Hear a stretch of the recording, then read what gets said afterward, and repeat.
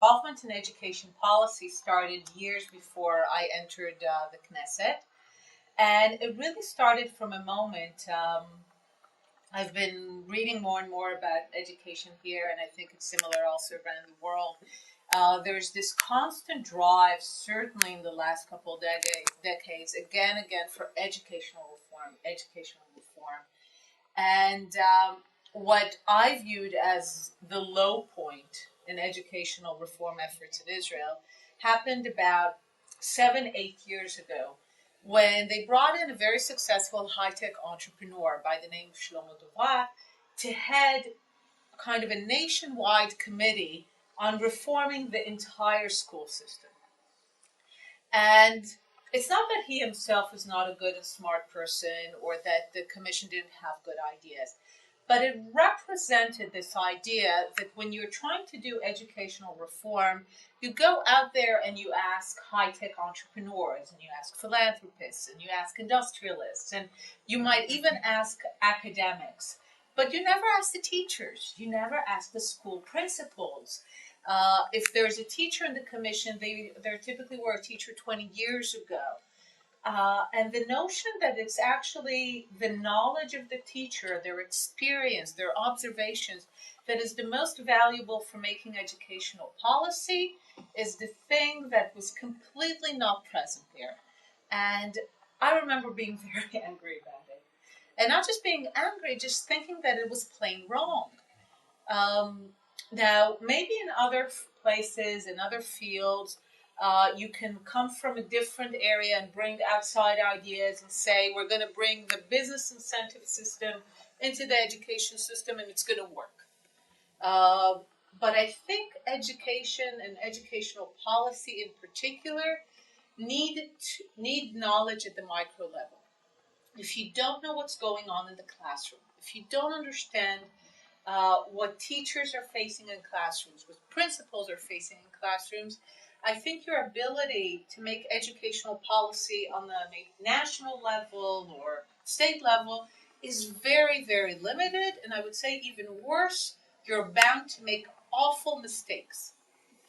And I sometimes think that it's interesting that when in the medical field we do experiments in humans, there's like so many conventions and things that one has to go through in order to experiment with human beings. But when it comes to education, we pretty much allow anyone to engage in experimentation with human beings. And no one is ever held accountable for that. And anyone with some money will say, okay, I have this idea, I want to introduce that. And if they fail 4 years later, something that maybe a teacher could have told them ahead of time not to spend their money on that, no one ever goes back to them and say, well, what's going to happen with those years that you experimented with us? And so there's something that about educational policy that I felt was just going all wrong. And in many ways, this commission and bringing this high-tech person to head this commission really kind of symbolized it for me. And especially also because I have a business background. I was a few years in McKinsey. I was a few years in venture capital. I did go to business school. And in many ways, that actually made me more aware of the limitations of these professions. And because especially as you begin to learn business, you're so excited about it and it feels just so neat. There's like incentives and profit and you feel, oh, if we could just use it everywhere, the world will be so simple. And there is a tendency to say, okay, if we just structure incentives properly and paid teachers according to performance, everything would work as neatly as it works in business. First, I'll let you into the secret, things don't work so neatly in business. But this thing that kind of takes everything as a product, assumes that education is a product like any other widget, and if you can just structure incentives and performance without ever asking actually, what does it mean to have performance in education? That's actually a pretty tough question to answer. I would argue that being a good teacher is about as akin to being a good parent. And if you can tell me how you measure a good parent, then maybe we can begin to discuss how to measure good teachers. And the question also, can you measure it at the right time? Maybe you need to measure it 20 years later.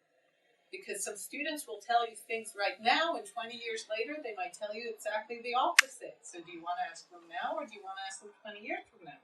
And 20 years from now, are you going to go back and pay the teachers for things that maybe at the time people said were just horrible, and later they were very thankful for?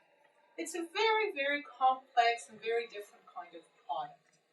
So what I decided to do is to turn to the teachers and to ask them what do they have to say about educational policy.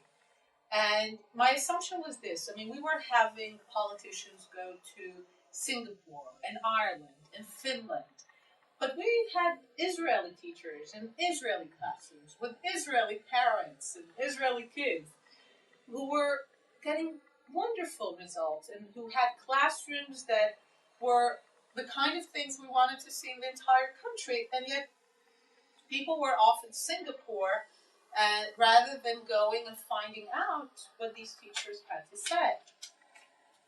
So that's what I did. And I really went to the very best teachers and started to ask them just very basic questions. What are the problems? What are the solutions?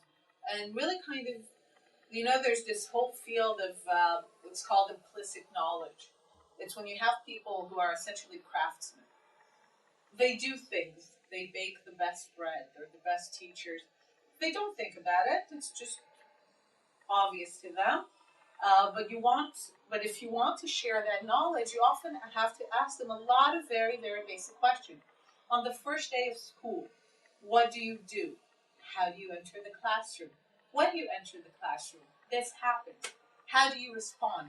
Very, very basic questions, which is how you get the knowledge out of them. Now, the thing that was interesting for me was if the teachers would have given me the following answer. I just have tremendous charisma and a great personality. As soon as I enter the classroom, everything is great. Naturally, I would have had nothing to say because that's not a knowledge you can share, right? It's this kind of view that you either have it or you don't. There's no use in sharing that knowledge. But what was interesting to me was how much of that can be learned, can be codified, and can be shared and taught. Because there is a tendency, I've noticed this is kind of the rallying cry around the world. It's based also on this McKinsey study. We need good teachers. Fine. So what does it mean to actually have good teachers? And there's this thing, okay, we just find the good teachers, everything will work itself out. They can just throw them into the water, they'll swim, they'll just be good. So yes, there are those who say if there's kind of the top 10%, let's say. You send them tomorrow into the jungle, you come and visit them 2 days later, you have a private British school. That's what There are those who, even if you roll out the red carpet, good teachers they won't. But actually the vast majority are good people with knowledge and skills and desire to teach. But their ability to be good teachers depends really on the system in which they are and the kind of support they get and the kind of training they get and just the kind of rules and regulations and backing in which they operate. And in this kind of system, they can either be very good teachers or very bad teachers. So sometimes what happens in dysfunctional systems is that we think that the majority of teachers are terrible, when we don't actually realize that it's actually the system that is dysfunctional, and the same people could become good teachers and even very good teachers in a functioning system. So then you begin to have a lot of programs of we'll throw the teachers out, we'll bring new ones in, and never realizing that it's the system that is dysfunctional, and if you keep on just throwing good people into a dysfunctional system, you're just never going to have good teaching.